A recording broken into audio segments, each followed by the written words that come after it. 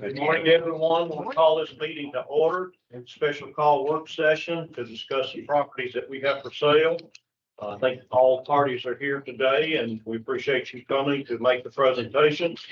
The second order of business that we're, besides calling this meeting to order, is a presentation of proposal for purchase and use of Spring Street building from Glass Hollow Table and Tavern. Ms. Beasley and Jeb, are you folks ready to make that presentation? Okay, if we have food, we've got food, I think, coming. It's here. Okay. Did y'all want to eat first, or what did you want to do? No, let's do this first. Yeah.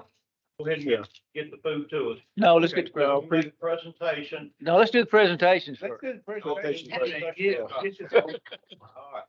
All right. We'll have food set up ready whenever y'all are ready. All right, thank you. If we get confused, Buffet. I can press a button and this bow tie will rotate. All right. Okay, if you don't mind, please coming forward and make your presentation. Thank you. Hello, I'm Shavney Beasley, part of Glass Hollow Table and Tavern. We are Glass Hollow Holdings as well as Glass Hollow Properties, and we are here to make a presentation to buy the properties from the city and stuff. When I was a couple years ago, my sons asked me, what are you going to do when Jasper graduates and stuff? And you need a project to get back into and stuff. So what I had done, the old Coca-Cola building and stuff, across from First Community Bank and everything several years ago, about 20 years ago. And we renovated it into the antique mall, antique marketplace. And we ended up selling it.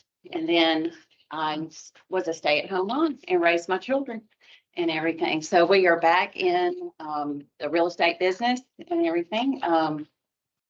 I saw these buildings that were dilapidated and needed help and everything. And my heart goes out to preservation and restoring the revitalization of the square. I got my love from the square from Nancy June, Brandon from the Arts Council where I was president of the Arts Council, and I just love this area and everything. I came here from Athens, Alabama, and my degree is in fashion design from Auburn University. And I really enjoyed just creating and bringing a vision to life and stuff. So you have in front of you the presentation and everything. I do want to introduce our team. My son is Jeb House, and we are business partners, co-owners. And I also have Tom Meek and Sherry Moore and Thomas Johnson and stuff. I do want to introduce Tom Meek is with GHP. He's our architect. He has been a friend of mine for a very long time, as well as Sherry Moore and Thomas Johnson. I think I've known all of them about 30 years and stuff. Tom has done many projects, starting off with the Wild Horse Saloon and done several up in Nashville. And we are very blessed to have him here in Bedford County. And he just recently did Uncle Nearest Distillery.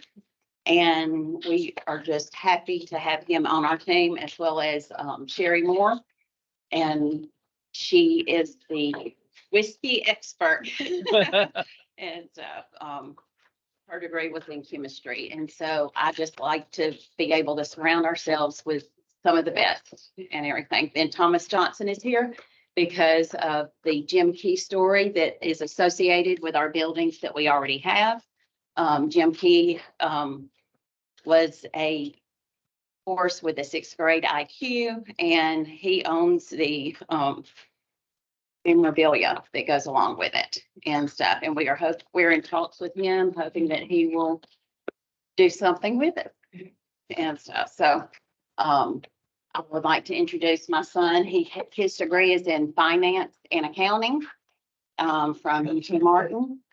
And he married his sweetheart from here in Shelbyville, Ashley Andrews. And they own Enchanted Bridal and Boutique here in town. They do, wedding dresses, prom, and, also have a boutique inside and everything, and we're hoping to move them up to the square. Was with the comp controller's office at the state of Tennessee when he came out of school. And then he was also, by sales, at Select Trailer and stuff for 3 years. And Yeah, so what we've got for you is not just Glass Hollow, it's not just our building, it's not just putting something else on the corner, it's creating an entire district for what Shelbyville can have and what's possibility. This is gonna drive a lot of tourism.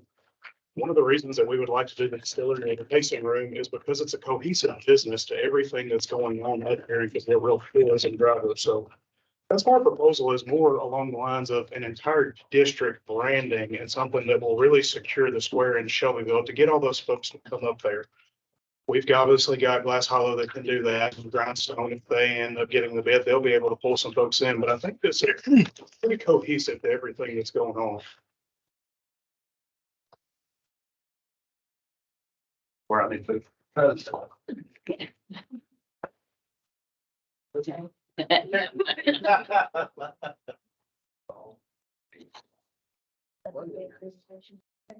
actually,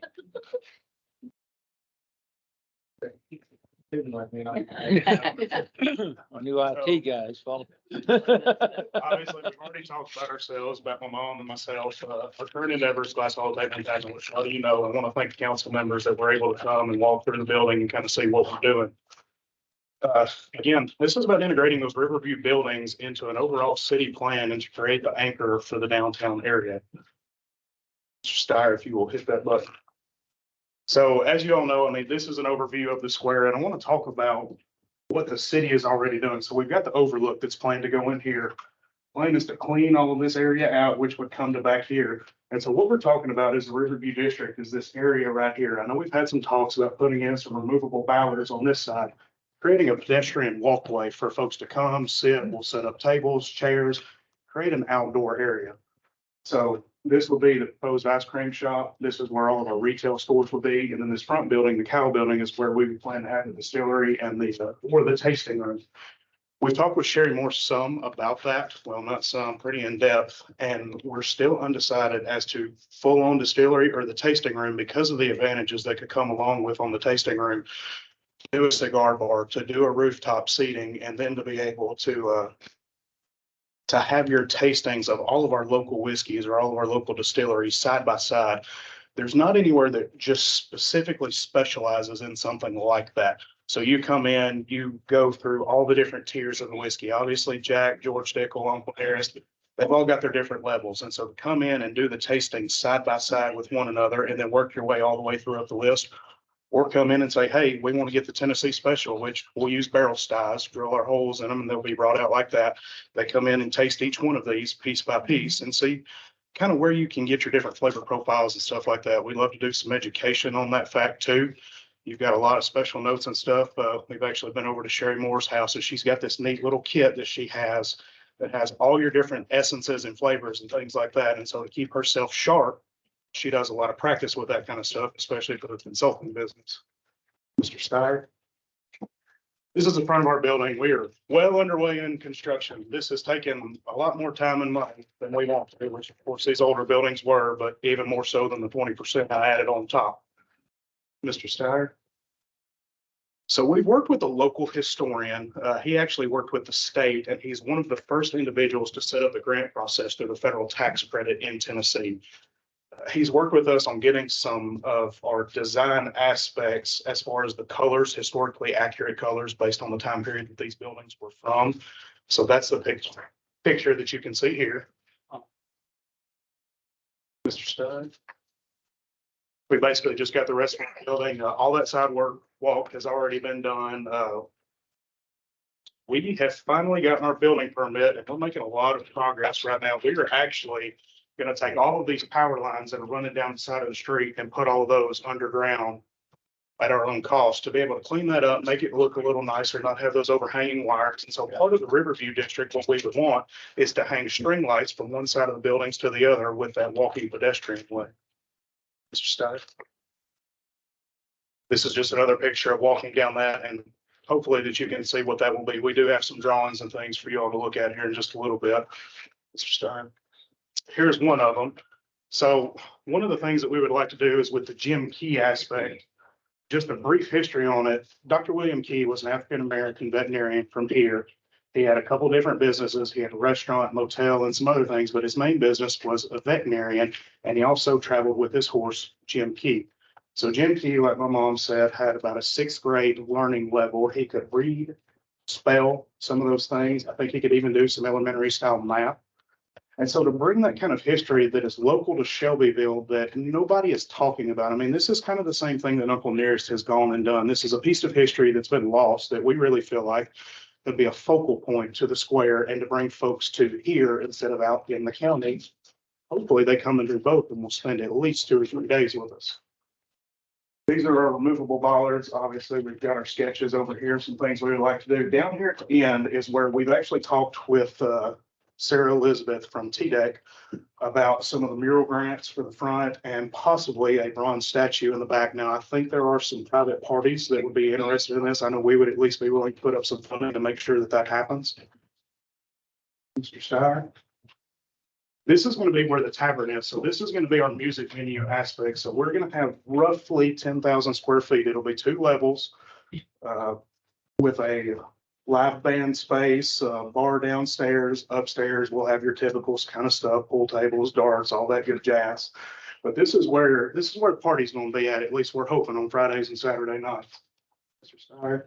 This is our courtyard. So the city actually still has this. I know we've all talked about this. Mr. Feldhouse brought it up last time about giving this quick claim deeded to us. So this is going to be an outdoor space that we'll have that kind of bridges the gap between all of these buildings. And it'll be a focal point for you to look at as you're walking down the street. We've got a drawing here in just a little bit. Mr. Steyer. You'll hit it again. So this is our design concept for the harness shop. They've obviously got our tavern sign there, but one of the things that I would like to see is once the city comes in, takes out all of those trees on the rover look, right up here in between these windows, we would like in as big a letters as we can get, not to be obnoxious, to have tavern across there. So whenever you're coming in from Fayetteville or that side of town, coming over the bridge, you'll be able to look up and see that. And we'll already have our branding going and people are going to look up and be like, wow. You see something like that on the hillside over there, that's something we really want to go see. Mr. Steyer. So these are the Riverview buildings. This is why we're talking about all of this today. This is the proposed use for the distillery or the tasting room at the Old Kyle building. So what we've got here is the possibility of even bringing the Jim Key brand into the distillery aspect of it. So one of his main business, Dr. Key's anyways, was the Keystone Lemon Oil, which is, I want to call it a precursor to something like Icy Hot. It was made for joints and muscles and things like that, used on man and beast. And so to go back to that old style bottle, paper label, be able to have this, and why this is so important to the Glass Hollow project and why all of this kind of comes together is that Jim Key endorsed the Robinson McGill Harness Shop, which is where our tavern is. And so to be able to pull all of that together to do a museum space and some things like that, I feel like is pretty important to this whole concept. Sorry. You'll hit it one more time. Obviously, I like to take a lot of pictures of it. You'll hit it one more time. And so this one is the one that you've seen earlier. Now that it's not in all black and white, give you a little closer look. That's the kind of our, just a brief design concept. Mr. Steyer. Here, the proposed use of these back buildings. So what we would like to do here is have the ice cream shop. We've obviously already been in talks with Nash Creamery about doing something. Now they are selling some products up on the square as it is. They're selling over in the movie theater. They're selling at Pope's Cafe. They're doing some of the pint size stuff. And I think Pope's is even doing some milkshakes. They still seem pretty steadfast in wanting to have this project to go through to be able to come up to the square. So what we'd like to see is these 2 windows here be walk-up windows to actually serve ice cream out of, do some pup cups to be able to have.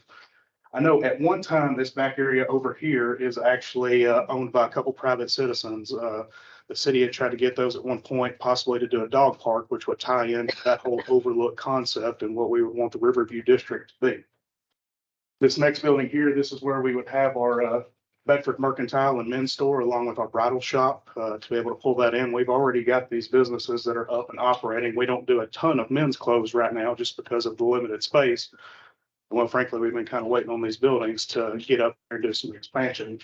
Up above that, there's 8 different office spaces, one of which we would probably need to change to a mechanical room just based on the way things are set up. So that would leave us 7 individual offices that we will be able to lease out to folks, other small businesses. I've got a couple that are interested in coming up there. One is an insurance agency and another one is a real estate firm that's not from town. They're from out of town, but would like some kind of presence here to be able to bring folks in town.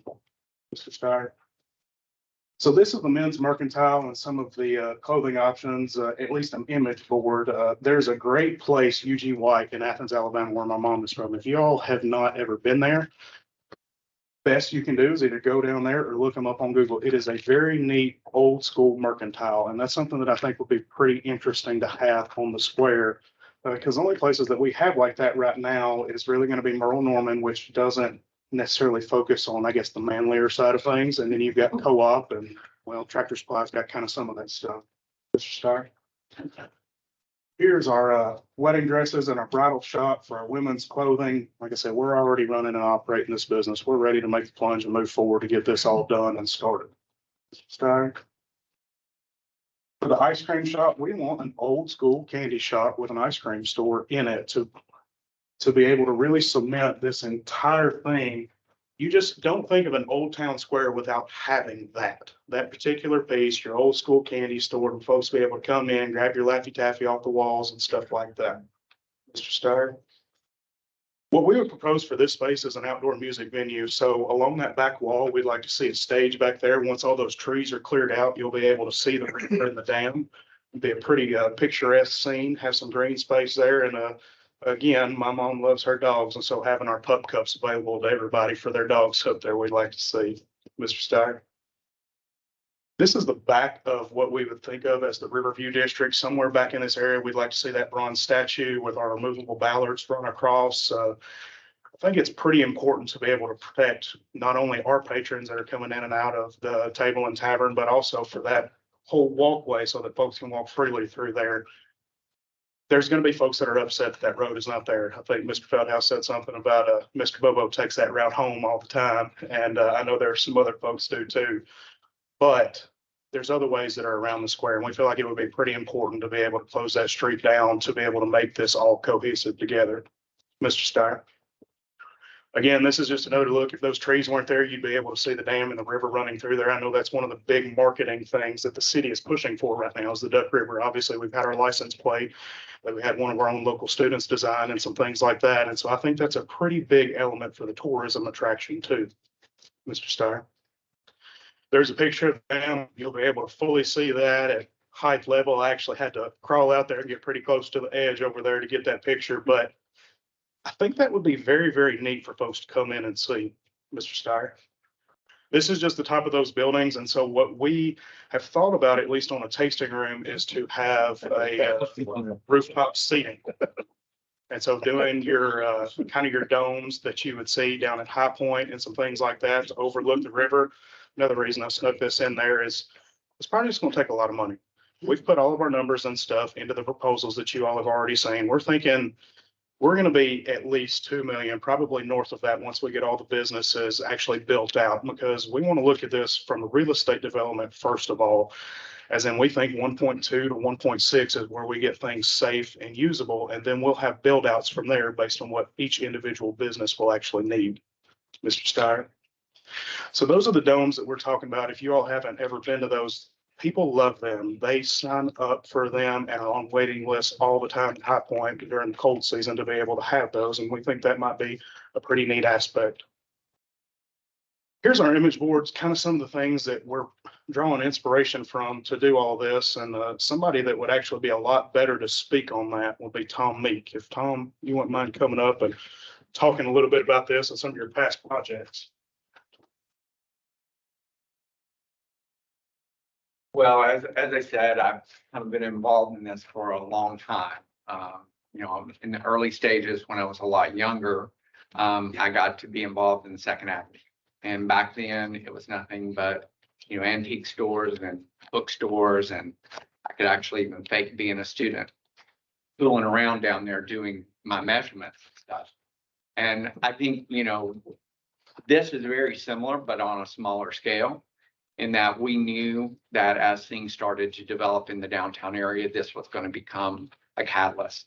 And so when we started working on Gaylord Entertainment, we started working on our project. And once we announced ours, Hooters went to one end and Hard Rock went to the other, and the whole street just blew up. And, and from there, I really feel like that was a catalyst to starting to do Broadway as well. And now we're actually back again at Second Avenue, because of an unfortunate bombing on Christmas Day. This one's a little bit harder lift because, one, we have a lot of insurance people involved. So it's taking a lot longer, but it will get there. It's just going to take a lot of time.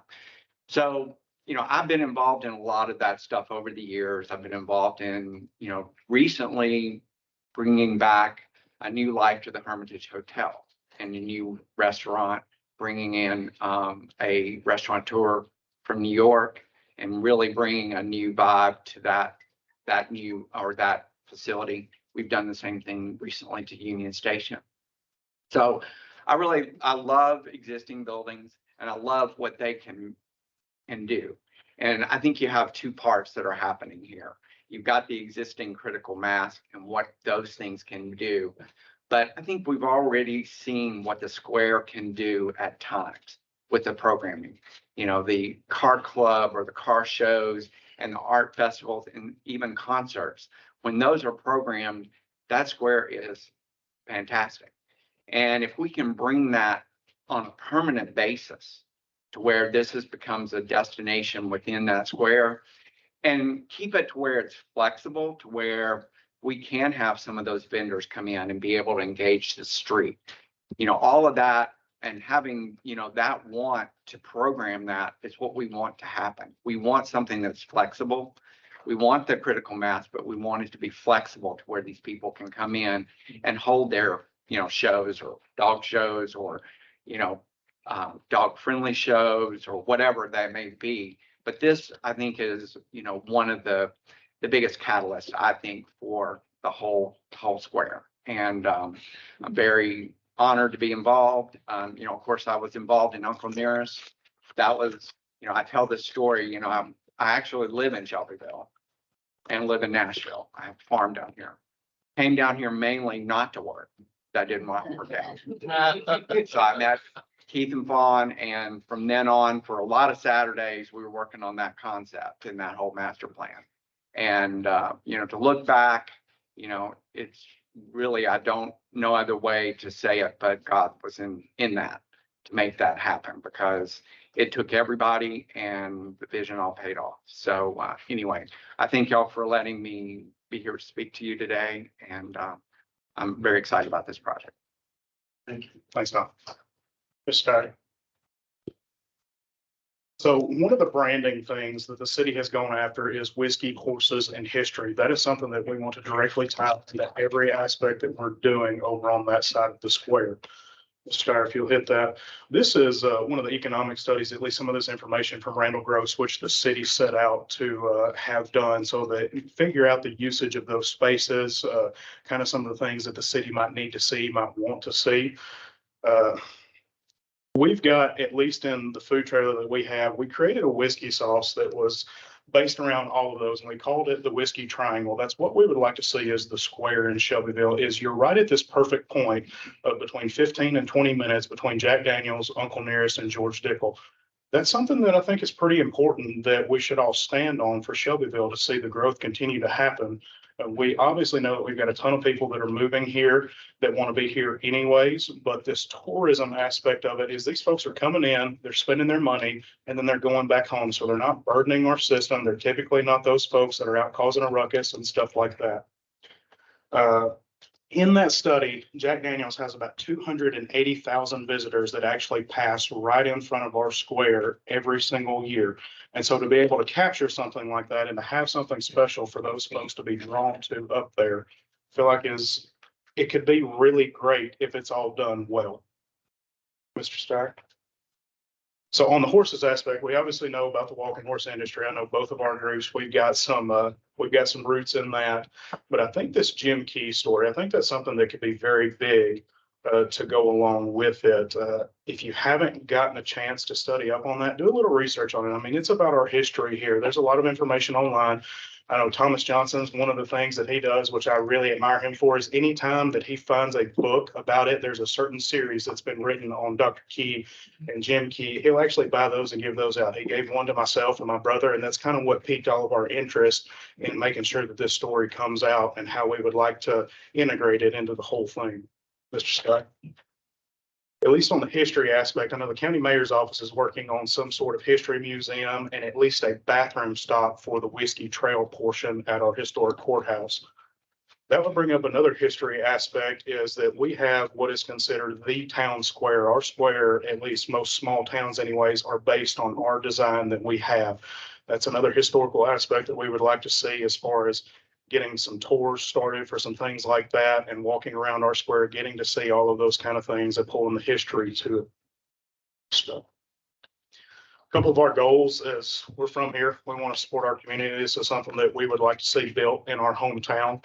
I'm one of those folks that everybody says that you want. You want somebody that's from here, that goes off to school, that gets an education. I've gone and worked in Nashville and Knoxville and done that thing and moved back home.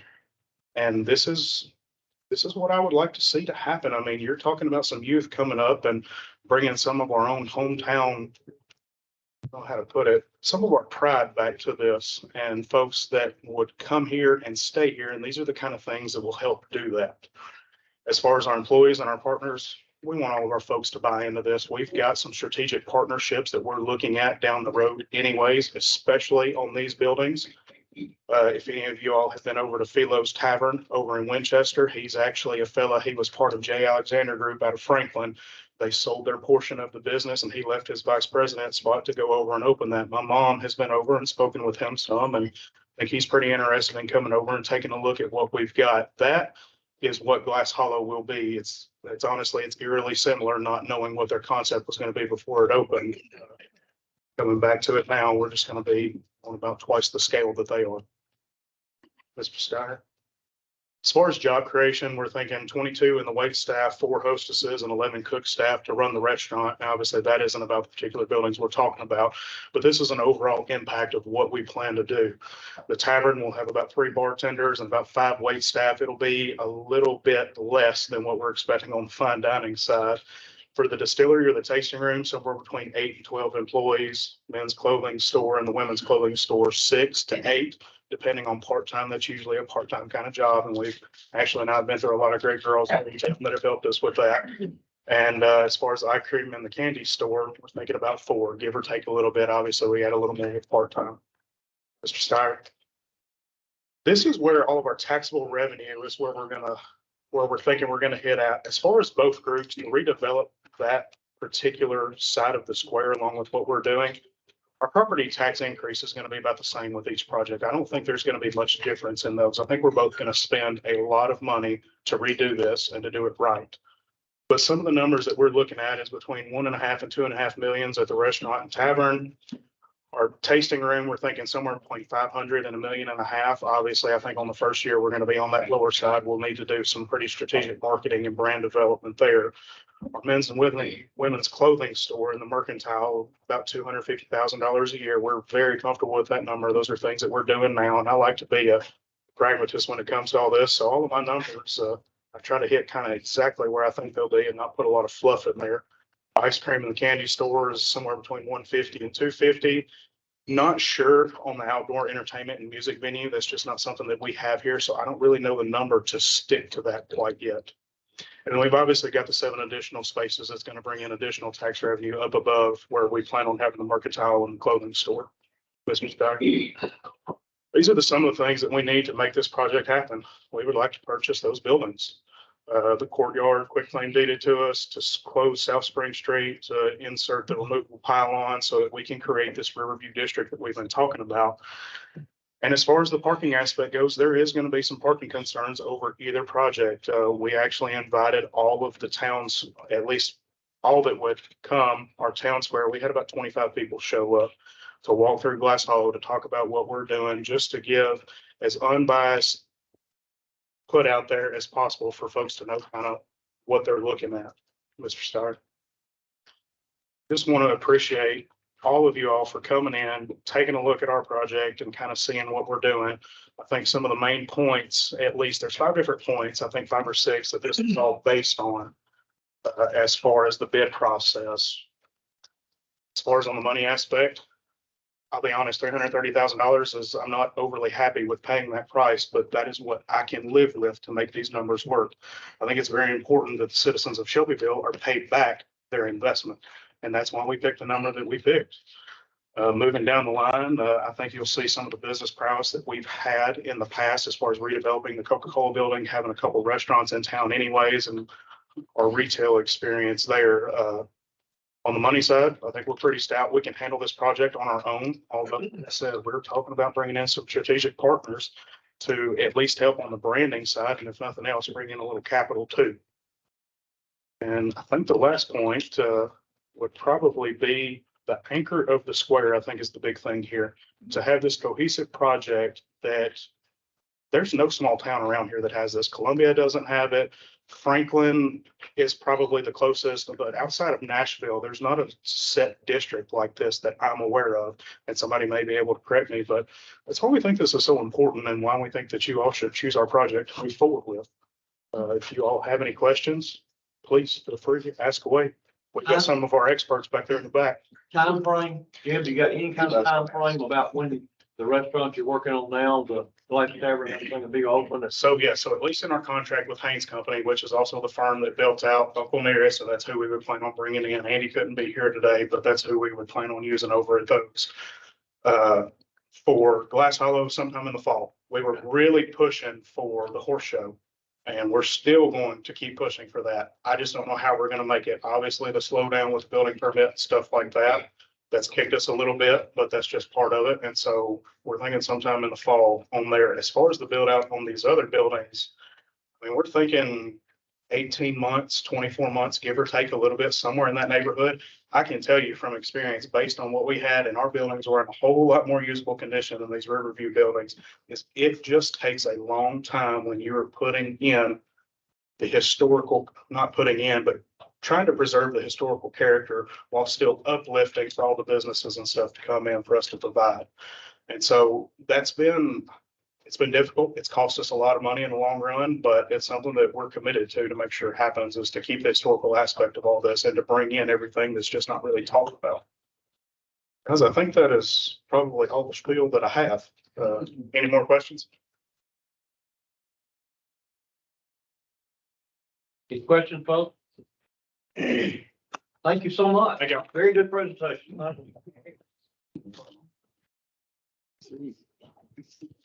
You still gonna wait on the food? We got, Thanks, that means Mr. Carroll agreed to have like people. What you guys are making, yes or no? no, We're gonna go move forward. let's go. I don't want Mayor Carroll to be hangry. He's hungry. I'm thirsty. I'm not hungry. I'm thirsty. Okay, I'll get the next presentation, and let me just read it, please. Presentation proposal for purchase and use of Spring Street buildings from Grindstone Capital. Mr. Davis and other folks are with us. If you would introduce yourself, just come up and please move forward with your presentation, sir. Thank you. When I first pulled in here, I pulled into the juvenile detention center. I felt like I was in the wrong place. I was a little past that. First of all, let me start by saying neither Beth nor I went to Ole Miss. We're standing here in all this blue. I'm Ole Miss in this picture. Our youngest son is a Ole Miss grad. Somehow that seems to be the only picture that we had that looked decent together. So that's how that got started. First of all, Mike Davis.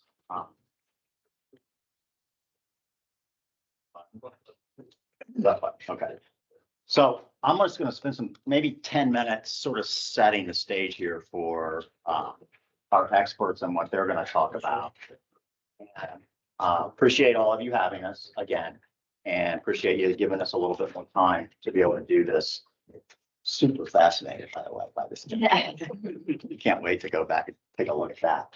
What I want to do first is address, I don't know if I want to call it noise, but some things that kind of have come out since our last meeting around the RFP and competition and a couple of other things, just to kind of maybe set the stage for you to have the right vision for what Grindstone is and some of the other things that we're going to do. I promise you, there's, there were some things that came out around, all this is about is the price of the buildings, like whatever you pay for the buildings, you pay the most, that's it.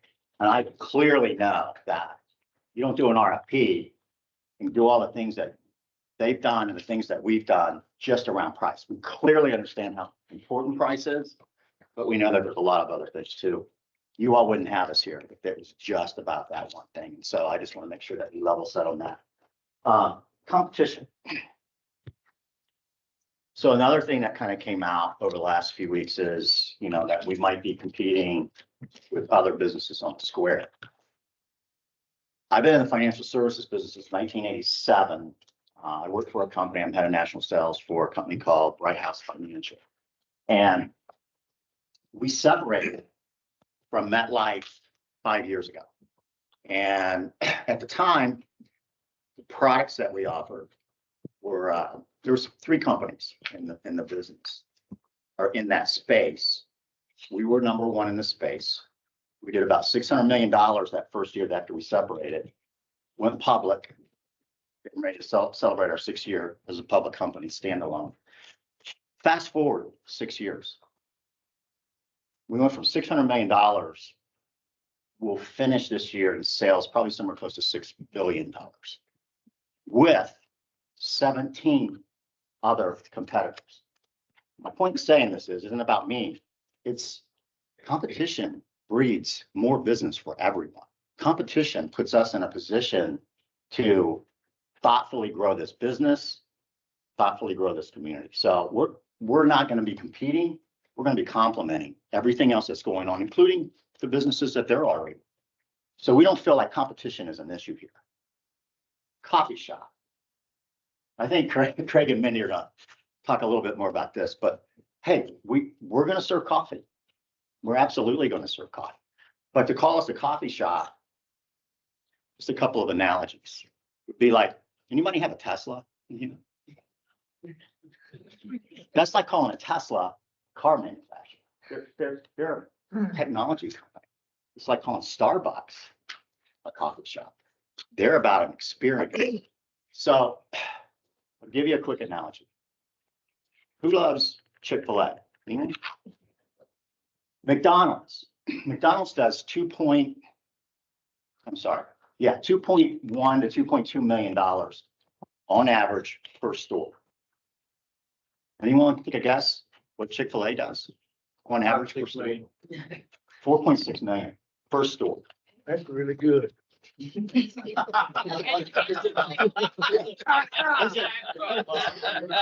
really good. Is it 3 times as good as McDonald's? No. I don't eat fast food, so I don't know. My point in making this point is it's about the experience. McDonald's, what do they want? They want you in, they want you out, they want you to move on. These kids standing there, walking up to your car, welcoming you, thanking you, friendly, that's an experience. And that's what Grindstone Cowboys is. Who's been to Grindstone? A couple of you have. You know what I'm talking about? Imagine this. Imagine going to Grindstone, and they're going to go into a lot more detail about this, and having breakfast. Oh, and a cup of coffee, right?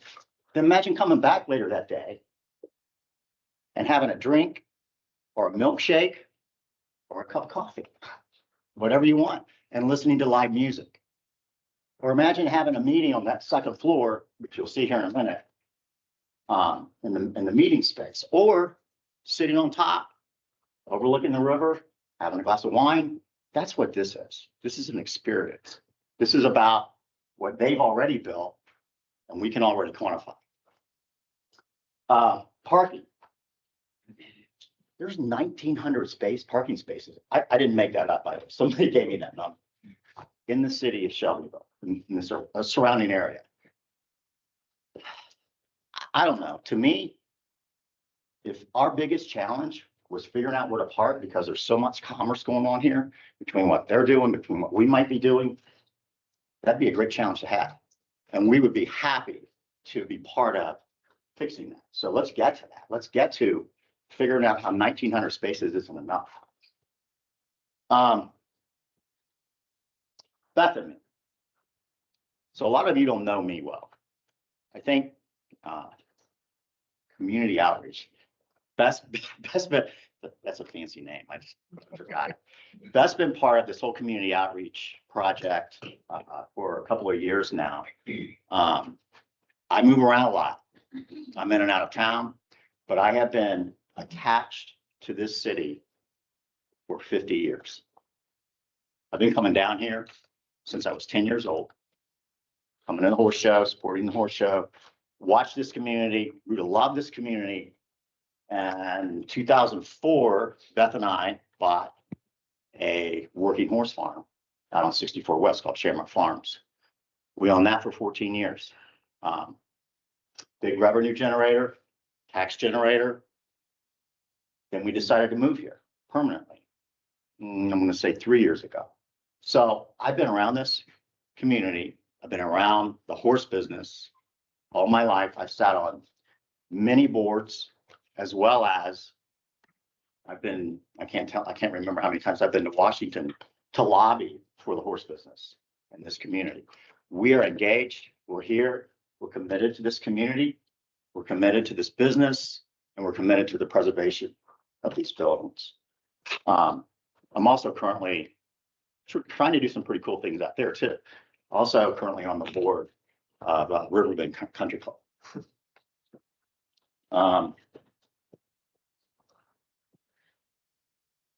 Collaboration. You know, to me, the way this community continues to grow and expand is through all of us working together, us working with all of you, the businesses working with each other. And we think with what we would provide at Beckham Investments in those buildings would do just that. It's not going to compete. It's going to complement. And it's going to allow us to be able to grow ourselves and within the community. From a finance standpoint, good. Oh, I'm good. So here's kind of where we're thinking and our projections. $20,000 annual base, property value of $3 million. I think that's conservative. Then the first year, $27,000 of tax revenue. That number, $1 million in revenue, that's not a guess. And they can talk a little bit more about this. Grindstone Cowboy did $1 million in revenue in the first 12 months of operation. All right. 700 square feet. In 700 square feet. And the projection here, just for this part of the project, is about 4,000 square feet. $55,000 annually after that. $1 million the first year in revenue, $2 million.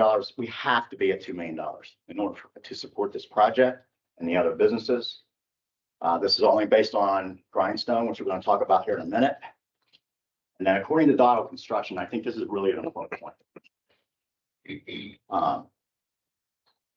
He's going to spend some time going into detail here. In order to get these buildings, keep me honest here, to code, to a place where you can put a business in, it's going to take a minimum of $2 million. Now, we're prepared and willing to commit that. That's not a finished product. That's $2 million to get it over the next 12 months to a place where over the next 6 months after that, we can start the businesses and put the businesses in. So also does not include reinforcing the roof, which we're fully committed to so that we can have an outdoor venue up there. I'm going to turn this over to Glenn Dottle. He's going to spend some time talking more about specifics of the project. I appreciate your time.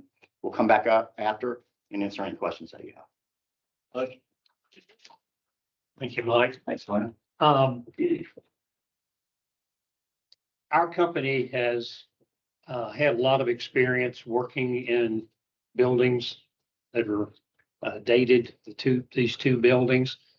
And typically it ends up costing more than we think when we make our estimates on the front end, because we find things, and I'm sure the folks at Glass Hollow have experienced that in their work they're doing now. But what we bring to the group, I think, is the ability and the experience to make the construction happen once the design is done and once the permitting process is in place. We've put together a rough schedule, and the timing on this, we think it'll take 4 to 6 months to come up with a core and shell design. We would be installing an elevator. We would be installing an elevator. You know, and we've got a lot of experience working with state fire marshal, working with local codes people in order to really push projects and to get them underway and then to get them finished. It's one thing to get it started. It's another thing to get it finished. And I can tell you that there are surprises at every corner when you deal with buildings of this age. Our company is in Nashville. We've actually worked in a building next to Tom Meek's office. Now it's called Shiners. It's the old Woolworth building, and before that, it had a rich history during the civil rights era. It was the Woolworth store, 5 and dime, and they had a counter there where they served food. We did a core and shell renovation in that building about 5 or 6 years ago. Then a restaurant went in, then COVID hit, the restaurant was not successful. And then the building sat empty for a year or two. And then within the past 6 or 8 months, we completed another renovation in that building for a live theater. So they do theater and other events. That's just one building that we've done. Which one do I left?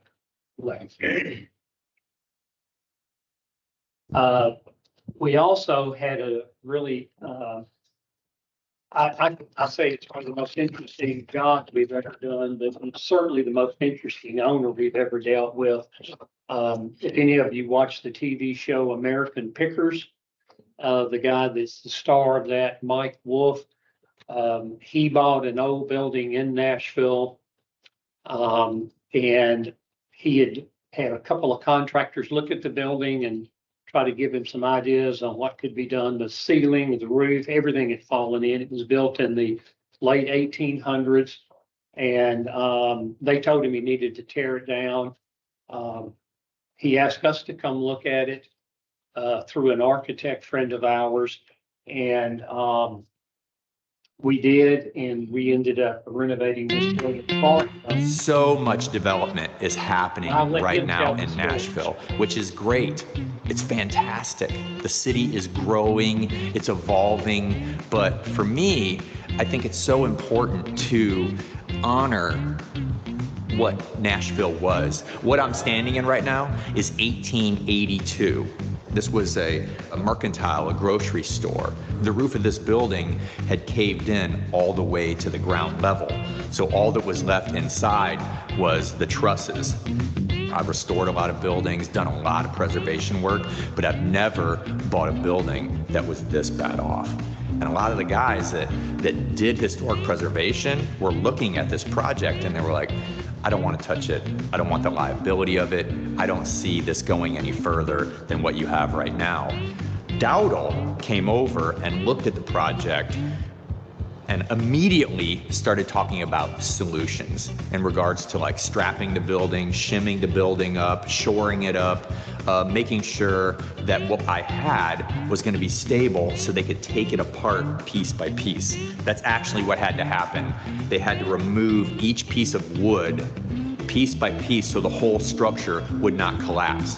When Dowdle saw the project, they were passionate about it, and that says a lot to me about the company. This was my passion, this was my idea, this was my dream, but immediately they were on board with it. This isn't a huge building, this is 3,200 square feet, but they saw that it was historic, they saw that it mattered not only to me, but to the city and to this neighborhood. You know, once one person does a building in a neighborhood, there's a ripple effect that happens. What we did to this building is a perfect example of what can be done if you care about the history of Nashville. I saw them overcome challenges and get very creative when most companies would have just thrown up their hands. Everything from brand new construction to historic preservation, their points of excellence are truly on the mark. So we worked with Mike, and his building was just one of several that we've done. This was a building out on Centennial Boulevard for 50 years or more. They made hardwood flooring. It was a Bruce hardwood flooring manufacturing facility. A group from South Carolina bought the building, wanted to redevelop it. That's what it looked like when we started the project. That's the finished product now, and it's been a very successful redevelopment project. We also did another similar building, L&L Marketplace on Charlotte Avenue. This building has a really interesting history. We like working on old buildings, and I kind of get enthused about it. But this building was built in 1919. It was used as a hosiery mill at one time. Then did World War II, they started making parachutes for the Army or Air Force. And then at one time they made wood handles for tools, hammers, axes, hatchets. And then in 1980, roughly, this gentleman bought it and put in a used restaurant equipment. He's a hoarder. I mean, the guy really is. He hoards. He never threw anything away. That's an example of it. And he owned the building for 26 years, never did anything to maintain it. But then he decided he wanted to redevelop it. He was offered $10 million. He said, I'm not going to sell. I want to redevelop it. He hired us as the general contractor to do that work. And it's fully occupied and doing quite well. This is one of your buildings, the ones that we're talking about here. And we're going to get into this next session where Mindy and Craig are going to talk about their concept and what they can talk much better about it, obviously, than we can. This is just a picture that they found that they think tells a little bit of how the buildings could be reconfigured and, and have a similar look. One thing in your packet we gave you on the construction side, we do have a schedule. And when you look in that column and it says duration, it has a number of days. These are preliminary, they're estimates. But remember, those are working days. And if you look over in the other two columns where it's beginning date, the end date, you'll see what I'm talking about. You know, we think six months or really 180 days, which correlates to closer to 9 months to do the core and shell work. But there can be overlap between core and shell work and some of the tenants, particularly grindstone. So I'm going to turn it over to Craig and Mindy and let them talk a little bit about their concept. So we bought a building Oh, my name's Mindy Campbell, and this is my husband Craig Campbell, and we own Grindstone Cowboy. We've been open for about a year now. And we bought a building that was a one-story, really ranch style, old historic building that everybody told us we were really crazy for buying it because they thought it was just something they had to knock down. But I believe in taking old buildings and restoring them and bringing them back to life. And so I learned a big word, and I'm about to teach y'all it. It's called a parapet. Has anybody heard of a parapet? So this is a parapet, and some of these might be a parapet. That's a parapet. You can make a building look grander than it is by just adding a parapet. So the facade on the front is kind of my vision for it. We're gonna move the door to the front. I love a lot of your ideas, so we would work really well together. The pedestrian street with the light, he like that whole vision. I swear he stole it from my mind. But no, we just want to make it where the bottom half, maybe could possibly open sooner while we finish the top half. The bottom half is going to be like what we have now, our same concept. We're probably going to stay open the same hours, 6 to 4. We won't be open in the evening except for like special events. And just, that's going to be our coffee shop. We're going to have a little acoustic stage where we can do a little live mic nights, open mic nights, and songwriter nights, which my husband can talk about all the music because he's in the music business. And then upstairs, I come from a family in Colorado that has a 500-person event center. We do weddings. We have 2 event centers there. So we thought about turning this upper space into where we could do some events like rehearsal dinners, weddings, graduation parties, and then also use it for music nights where we have concerts and those kinds of things. And then you want to talk a little bit about it? If you want me to keep going. They keep going I'll up. keep There's some slide. But then the ice cream shop, that was the same exact idea that we had for that end building, was a coming up to you, kind of ordering food or ordering ice cream and sweets. And we also thought about tying our coffee shop / restaurant into a bakery, possibly doing some custom cakes, doing a bakery in that middle suite, or leasing it out to another business. We haven't fully committed to that. But then, do you want to tell? What's the next one? Push the left up. Well, this is. So that's where the. So this is what it looks like now. Oh, Yeah, so there's a lot of things you want to. Oh, I don't know this Keep page. going. Yeah. Keep going. Okay, keep going. Yeah. So this is our current logo. Grindstone Cowboy, my husband came up with that. And we just kind of keep it like the tombstone, rustic, cowboy, lodgy feel. There's our building. So for our 1-year anniversary, we did a Kentucky Derby theme party. We had live performances and then everybody dressed up with their cowboy hats. For their, This is that. yeah, so we have singing bartenders, half of our bartenders sing. The local guy who lives Somewhere together, I got a quarter. We keep our country music kind of 1990s and older. So my PlayStation is on 1940 all the way to 1990, and that's about it. When I close my eyes, we're trying to reach out to, we bring a lot of artists. When I die, I wanna live on the outskirts of heaven. Craig Campbell's chomping at the bit over here. And that over there is our boutique. We have a women's boutique that kind of is like you can go from the coffee shop into there, which is weird. And most, ladies would come in or guys would come in and get a beer and because they know that their wives are gonna probably go over there and spend the 45 minutes. Less than you said? Okay, so, we'll tag team this one. This was a chicken scratch version of what we think the first floor is gonna be. Obviously, the kitchen, it's a broad, like, the majority of that is not only just kitchen, it's gonna be office, gonna be storage, gonna be walk-in coolers, gonna be staircases, elevators, dumbwaiters, But up here is kind of what we're thinking, the front entrance would be on the corner. Walk in, the staircase with the two arrows, you'd have to go down.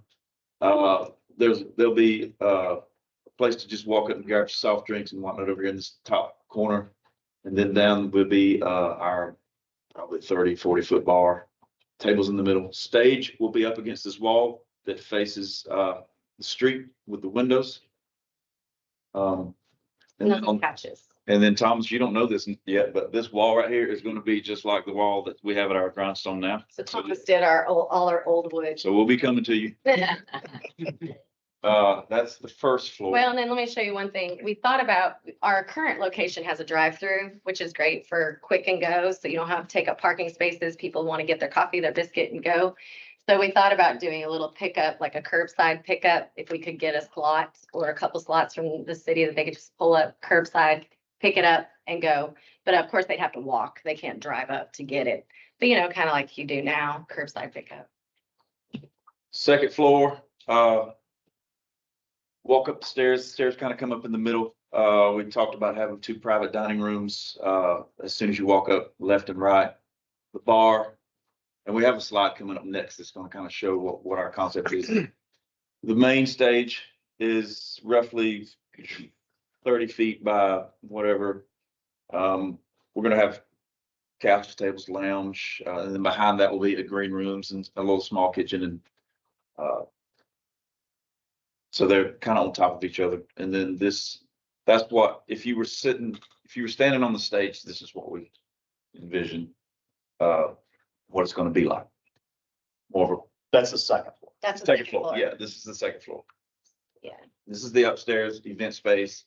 And to talk a little bit more about Mindy and her family, they have been in the entertainment business a very long time. They've been running a very successful wedding park and event center in Colorado.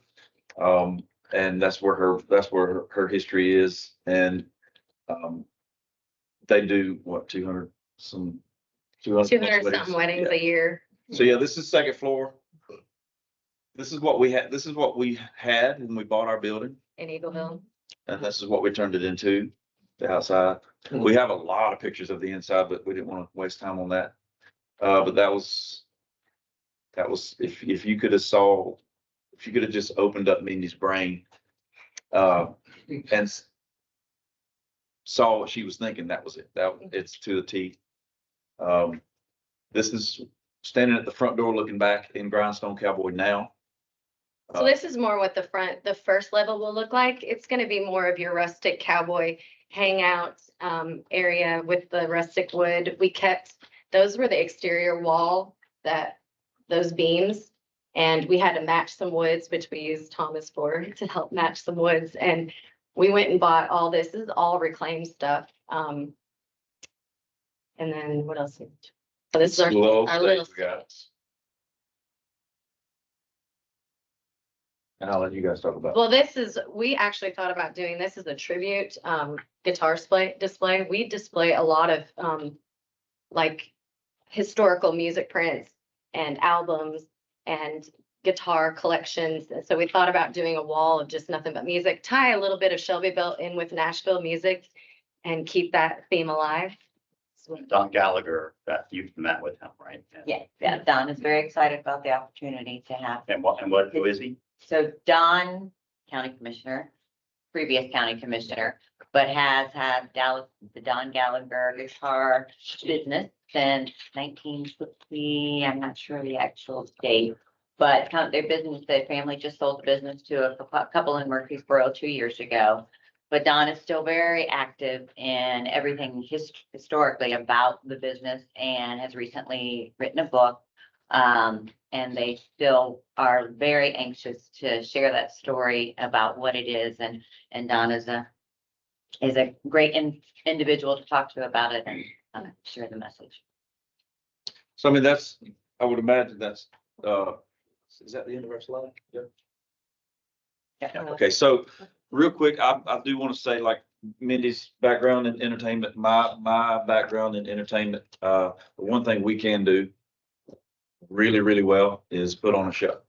And that's what I feel like the second floor is gonna be mainly, and Jeb, your presentation was incredible, bro. I mean, like, we're seriously, we're on the same wavelength. There's a lot of things that you guys are wanting to do that we want, I mean, it's a lot of, It would tie in well together.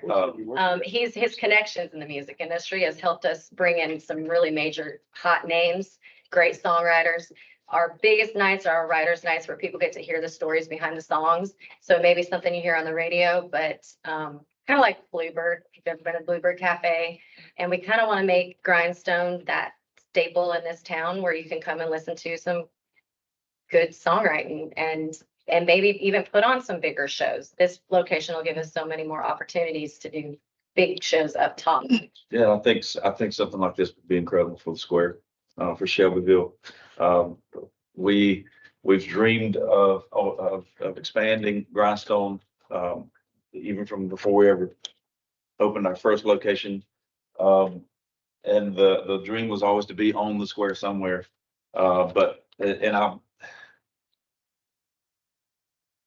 I'm a firm believer that people are put in your life for a reason. I met a guy named Jeremy. Jeremy comes in, he's like, hey, here's this thing that's happening in Shelbyville. Let's go talk, meet with some folks. And fast forward, just everybody that we've met, it seems like has been put in our path on purpose. And we love what Shelbyville is doing and all the things that we've heard that are happening on the square and then the overlook and the river. And it's just, we'd love to be a part of it. Real quick, from a community outreach perspective, in my world, this is an opportunity that we haven't had for a very long time. And as Mike said, we've recently just moved here as a permanent fixture. And what I did in Cincinnati was community outreach. And my whole goal was to bring people, businesses, and community and education together. And that's what this has an opportunity to do. So you look at the resources that we have available to us, people that are passionate about historic preservation, people that are passionate about music and people and community, and people that are passionate about the community itself. I'm working with the school district on a lot of different initiatives, but the opportunities to bring music back into the schools and bring those pieces together, to bring all the people on the square, there's just the opportunities that this presents is endless. And I do agree with everything that the houses are doing. And I think their projections and ideas and opportunities are also excellent and great. So I think we appreciate the opportunity to be here. So let me wrap this up in 1 minute and then we'll open it up for questions. This isn't an idea, right? This is a vision, but this is a reality. This is going on 20 miles from here in a tiny little space that you saw, generating lots and lots of revenue. So the distinguisher here for us, I believe, first thing I'll do is buy a big old giant life insurance policy. Because guess what? He's the distinguisher for all of this in our story. We know that this concept works. It's unique, it's different. It is a little bit of coffee shop. It is a little bit of a restaurant. It is a little bit of a meeting thing. It's a whole lot of different things that work just really well. And we think this community, our children, our 23-year-old son who graduated from Ole Miss, lives here with us, works full-time at Tennessee Downs. Our daughter and her husband, both professionals engaged in the community. You know where they go on Friday night right now? Mexican or the country club. Like there's nowhere to go here for young people. And that's not taken away from Uncle Nearest. They do go there, but they can't afford to go there every single week. And we want to make this where people can come and have just a great experience. And all of our events are family friendly. So even when we have Yeah, like our kids band can. nights, it's, we can be open until 10 o'clock some nights, and it's little kids dancing and adults dancing, and it's a fun night. These two are committed. They are committed to this community, committed to this concept. He can bring in, how much money did you raise at your charity event? We raised $30,000 yesterday. In a cornhole. Yeah. So anyway, we really appreciate your time. I think Glass Hall, again, great job to you all as well. We respectfully ask you to consider us on the things that we're doing. We have other plans for the rest of the project, but this is the real piece. This is the piece that we can get up and running in the next 12 to 15 months. So with that, we'll open it up for any questions. Thanks. I have a Thank you so question. much. I have a question. Go ahead. My question is, you don't have to answer. And I know you guys are impressed with them. They're impressed with you guys. Do you think you all could work together? You don't have to answer. Yeah. Oh, 100%. Remember what I said about collaboration in the beginning? Absolutely. We should Well- all be working together. I see, well, when you were up here speaking, I seriously felt like we were like, We were given the same pitch. yeah. I have nothing to say after that. I mean, because it's exactly what we want. And I guess it's just if you guys want Grindstone Cowboy in here, I guess would be the biggest deciding factor. And then maybe the event space for the music is, I think, going to be where we might differ just a little bit with that aspect. But the answer is yes. Yes, absolutely. What's your offer? You offer? 125,000. All right, tell me why. Because this isn't our money. We're just, people are gonna ask us, if we've got 330 from the beaches. And they've got pretty plan just like y'all have. Okay, we sell this to you for 125. There's gonna be people come up to me and will say, why? So why? In our mind, it's pretty simple. And that is, we know, he said it, what it's gonna take to get this place where it's gonna be. And we feel like our investment, and it's very specific on what we're gonna do and how we're gonna do it, is gonna be substantially more than the other projection. So we're gonna put money on the back end. We're gonna drive more revenue on the back end, and we think that's where you get paid back. Spades. And I also would say too, that Grindstone is a truly proven thing. The brand is already, it's already out there. Even just, not only just in Middle Tennessee, but it's, everywhere I go, we wear our shirts, and people will say, oh, I've been to Grindstone. It's awesome.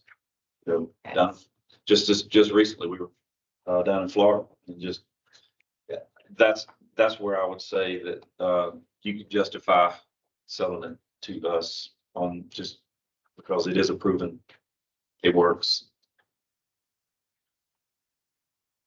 Other questions? Council members? Great, appreciate you saying Shelbyville correctly. Good. I probably did. I'm sorry, I'm being from South Georgia, we pronounce almost every letter. But I was told early on that it's not Shelbyville, it's a shovel. Just can't get by it though. Thank you very much. Thank you very much. Do we have any announcements, Lisa or Lori, about the meals or anything? Around this way, to get your food, and around that way to get your drink. All right. Any other announcements? Thank everybody for coming, and we stand adjourned on special work session. Thanks. I gotta run. Nourishment. Thanks for your Thank time. you.